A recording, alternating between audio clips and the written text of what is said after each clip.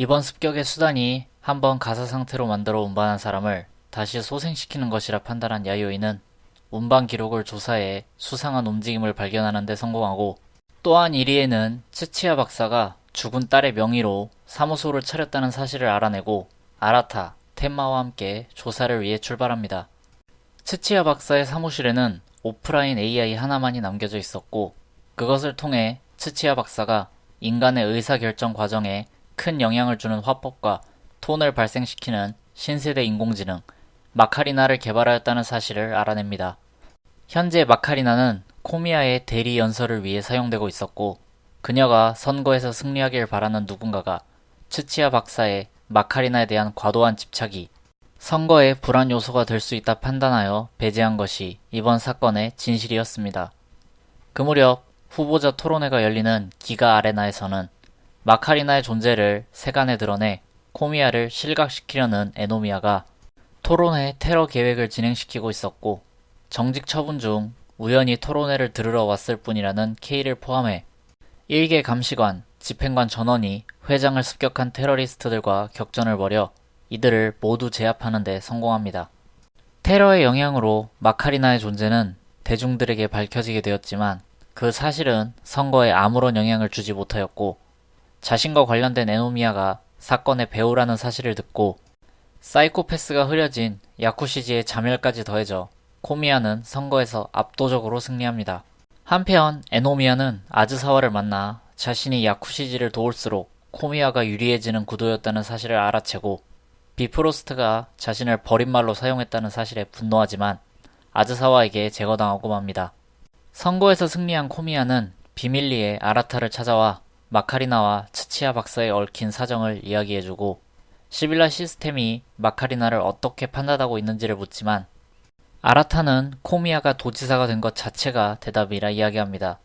한편 호소로기 국장은 에노미야 살인사건의 은폐를 지시하고 에노미야의 명함에 여우가 그려져 있는 것을 확인한 텐마는 비밀리에 아라타, K에게 과거의 감시관들과 어떤 사건을 수사하던 중 사고를 당한 일이 있다는 이야기를 전해주며 같은 여우 모양이 그려진 아즈사와의 명함을 건네주고, 명함을 멘탈 트레이스하던 아라타가 또다시 부작용으로 쓰러지며 이번 화가 마무리됩니다.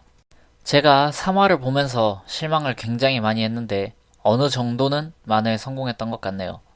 사실 아직도 여러모로 어설픈 측면이 보이고 중요한 떡밥들은 하나도 풀린 게 없지만, 그래도 장장 3화를 끌어온 선거 에피소드가 깔끔하게 마무리되어 나름 만족하고 있습니다. 특히 K의 액션씬은 저번화에 막말한다고 사람 치던 분노 조절 장애의 모습이 아닌 제대로 된 형사의 모습을 보여준 것 같네요. 물론 역동적인 격투기를 보여준다고 인간형 드론에 디컴포저가 반응하지 않는다는, 과거에도 욕을 한 바가지 먹었던 무리수 설정까지 도입해서 도미네이터를 너프시킨 건 좀 그렇긴 합니다만, 그리고 또 중요한 내용이 이번에 비프로스트의 목적이 코미야가 그냥 당선되는 것이 아닌 대리 AI의 존재가 드러난 시점에서 그것이 대중들에게 용인되는 것이라는 것이 밝혀졌죠. 하지만 여기서 한 가지 특별할 만한 사항이 있는데, 이 대리 AI의 존재를 대중들이 인정하는 것은 비프로스트에게만 이득이 되는 일이 아닙니다. 이러한 상황으로 큰 이득을 보게 되는 또 다른 세력, 바로 시빌라 시스템이죠.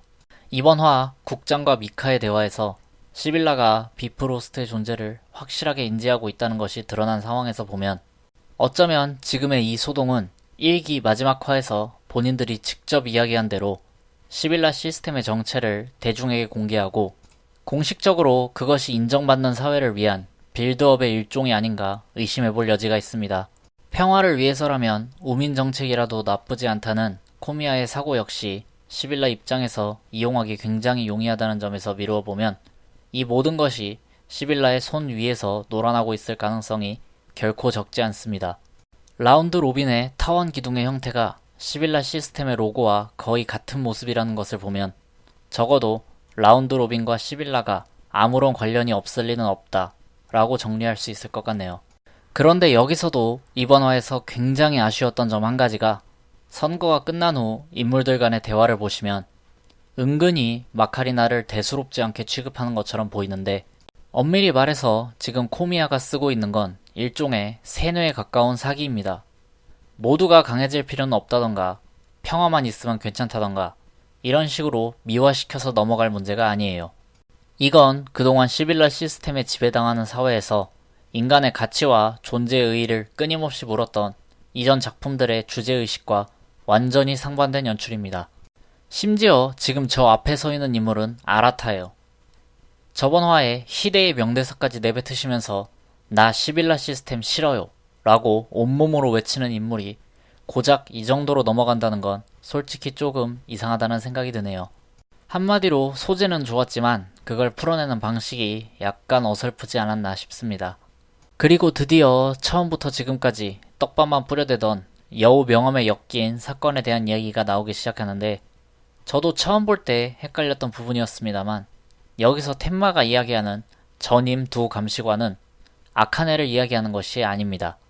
3화의 대화 중 텐마는 아카네를 직접 본 적이 없다는 듯이 이야기했고 아카네가 현역이던 시절부터 자리를 지키고 있는 히나카와는 아직도 아카네를 츠네모리 감시관이라고 칭하고 있습니다.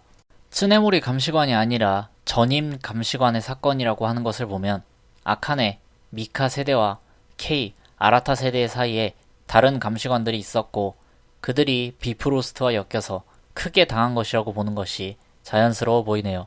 그리고 이전부터 아카네와 관련된 이야기가 계속 나오고 있는데 이번 화에서 에노미야의 수하인 오오이 씨는 아카네에게 폐기구역의 정보를 제공한 이후로 슬럼이 이상해지고 있다며 한탄했으며 3화에서 이리에와 텐마는 아카네를 머리가 이상해졌다, 사람 죽인 감시관이라고 묘사했었고 2화에서 미카는 프레드리카의 모든 것이 아카네 덕분이라는 이야기에 그 사람도 언젠가 처벌을 받을 것이며 그것이 그녀가 바라는 일이라고 대답했습니다. 그리고 아라타의 회상에서 아버지의 이야기에 배경음악처럼 깔리는 공안국에서 체포, 사이코패스를 공개하지 않기로 결정이라는 타이틀의 뉴스. 아라타가 보던 인터넷 기사에는 아카네의 얼굴과 함께 총기 발포 사건의 내용이 기재되어 있었고 1화에 등장한 국장은 기존에 사용하던 카세이 조슈가 아닌 호소로기 하루미라는 새로운 이름을 사용하고 있었습니다. 아직 밝혀진 것은 아무것도 없지만 전체적인 그림의 윤곽만은 어느 정도 드러난 상황이 아닌가 싶네요. 이제 본격적인 비프로스트와의 충돌, 아즈사와와의 대결을 앞두고 있는 상황에서 아카네의 행방이 과연 전개에 어떤 영향을 끼치게 될지 꽤나 기대가 됩니다. 약간 제작진이 인지를 잡고 궁금하지, 더 보고 싶지, 시위하는 것 같기도 하지만 사이코패스 시리즈의 오랜 팬 입장에서는 알면서도 넘어가 줄 수밖에 없네요. 이상으로 리뷰를 마치겠습니다. 감사합니다.